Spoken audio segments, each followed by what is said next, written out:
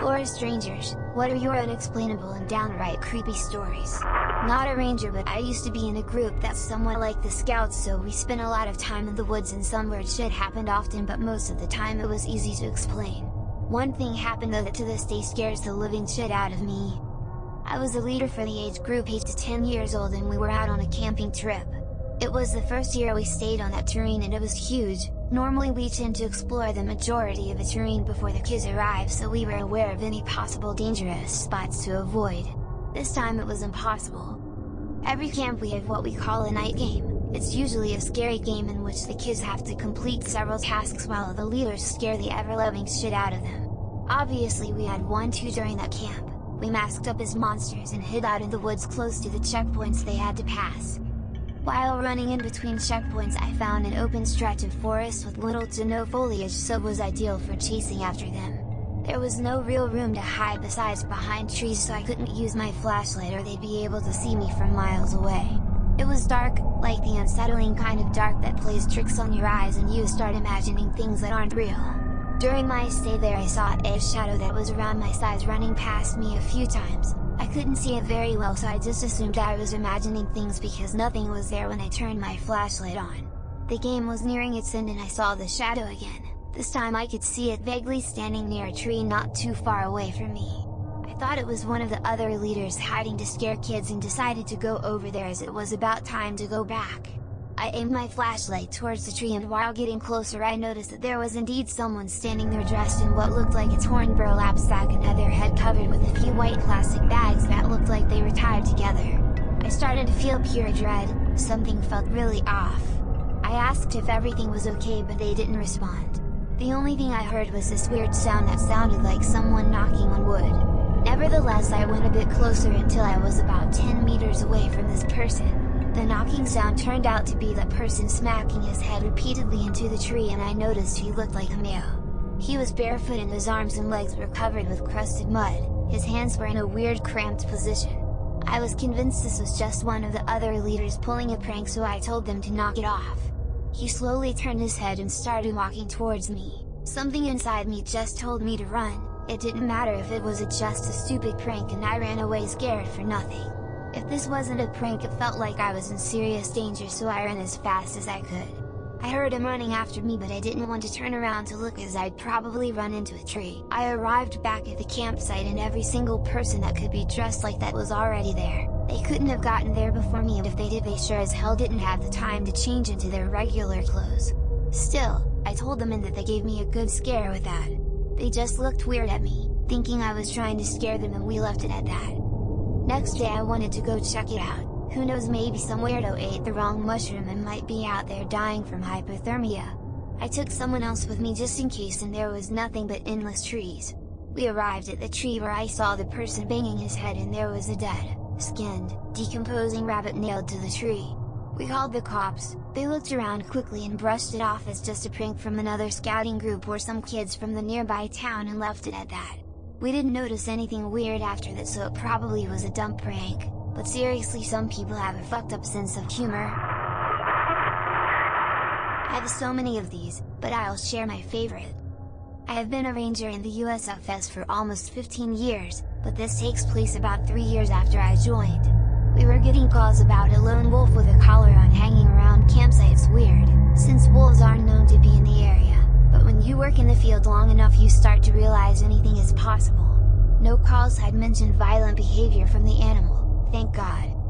I departed from the station around noon to check out the places that it had been sighted. Wandered around for about 3 hours, no further calls during that time, until I took a break for water. Sat down, had a snack, drank some water and was getting ready to go again when the thing was about 20 feet out, trotting near the tree line. It seemed friendly and had the collar, so I whistled to it and he came over to me. Getting a closer look, I could see it wasn't a wolf.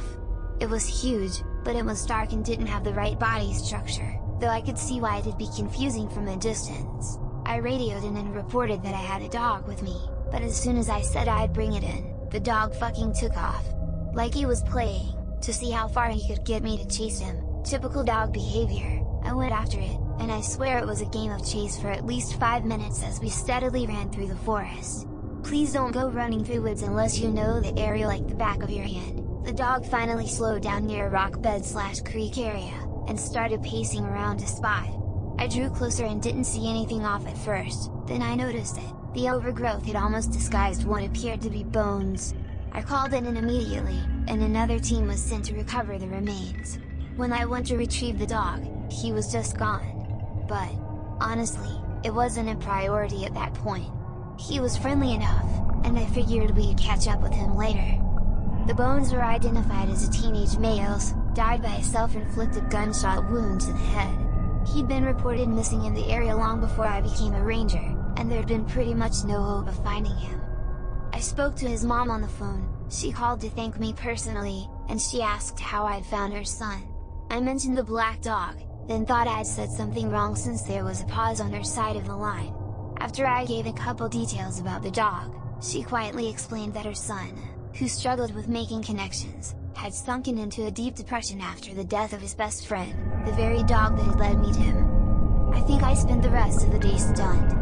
I continue to be in disbelief, in a way, but I know what happened. Also, throwaway account because my name would give away who the individual in this post is and where it took place. The family still grieves for their son. Like most, not a ranger but, back in the early 90s my brothers and I were staying with my cousin and her husband, who I'll call Scott, who was a DNR officer. This was opening day of deer, bow, season in northern Michigan. While I was at least a mile from any road or trail I stumbled across an area that looked like people had been camping recently. They'd even built this weird outdoor kitchen. Being a naive 16 to 17-year-old, the kitchen confused me, but I figured they had left because hunting season had started, so I just continued on my way.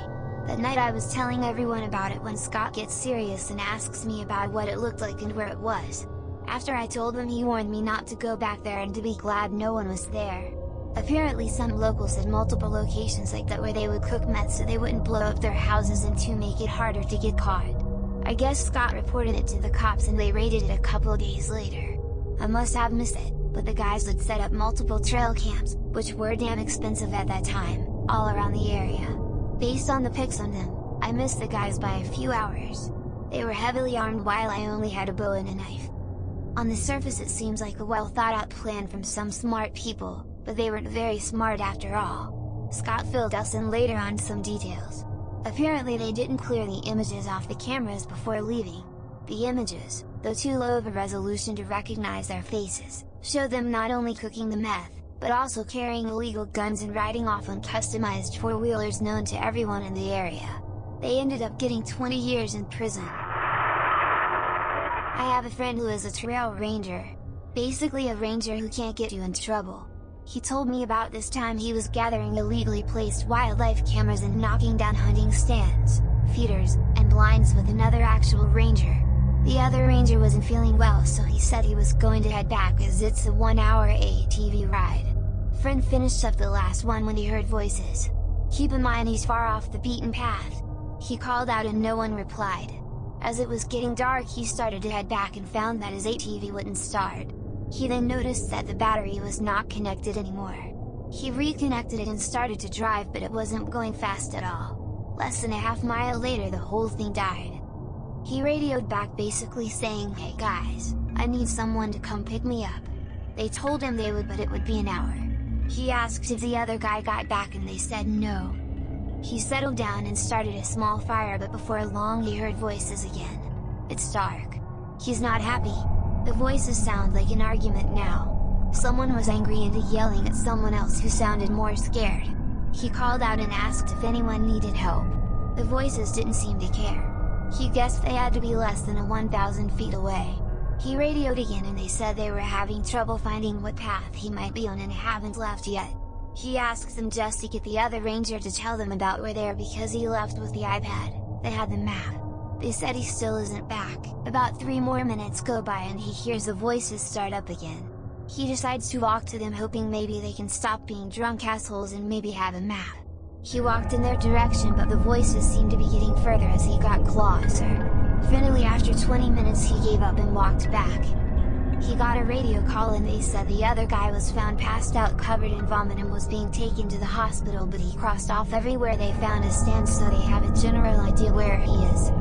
Then the radio died. Then the voices came back. Bored out of his mind, he decided to listen to what they were arguing about, picking up things like, well, it wasn't yours to take, I don't fucking care, you knew better, and so on. His guess was 2 hunters arguing over a kill. Then he heard the one shout something unintelligible, then silence, the bang. A gunshot. He doused his fire and hid. After that he heard nothing.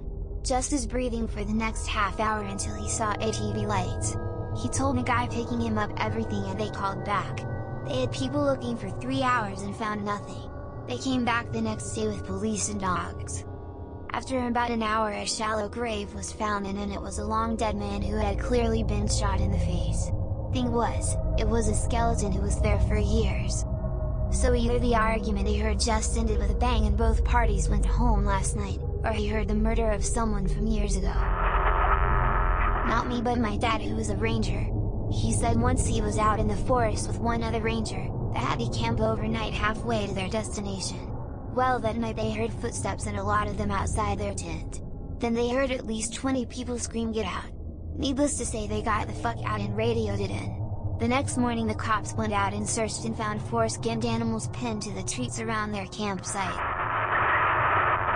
My dad spoke to a Chinese woman who lived as a forest survey person up in the mountains for the past 30 or so years. This is in Canada about 5 years ago. As an unofficial sort of person the government asks about when looking for forest fires, any sort of illegal shit, etc. She says that she's spotted multiple Sasquatch and that they are quite intelligent and just don't want to interact with people, not even the young ones, but if she's out there they're pretty chill about it because she grew up around that area and remembers seeing them from a young age. She had a totally straight look on her face, and my dad said she's one of the most rational people he'd seen out there. He owned a strip of gold claim out that way at the time, and she said if he knew what was good to leave that land alone because digging it up would disturb a lot of shit in the area and she wasn't sure it was a good idea. My dad wasn't so sure until he swears, up and down, he saw one himself, and she said that's a female one and just went inside and left him out there to take the fuck off running. My story is the exact reverse of the others here. When I was in the Scouts, or rather the local equivalent, legally adult Scouts had to do the 3 feather challenge. 1 day without food, 1 day without speaking, and 1 day and night alone in the woods with only a knife and a tarp, unseen by any human, after which one has to sneak back to the scout camp unnoticed by the sentries and report to the camp master. It was my 3rd day, so I took off, walked for miles through the woods and found the most remote spot in the wildest, most overgrown part of the woods. Spent a spooky but an eventful night until almost before dawn when I decided to go for a morning swim in the lake right before taking off to go back. I stripped nude, and went towards the lake, but noticed a group of guys fishing, so decided to go back. Suddenly, the ground underneath my feet caved in, and I found myself submerged up to my armpits in the absolute vilest mess I have ever smelled. It was a pit where poacher dumped the guts and leftovers of illegally hunted deer, and it fermented for weeks. Imagine the scene. A group of anglers hear some ungodly screaming from the direction of the woods, and run there to see if someone needs help. What they see is a teenager-shaped ghoul covered completely in blood and rotten offal, who is crawling out of a bloody hole in the ground, while shrieking and weeping, then runs at them, to get to the lake and wash off.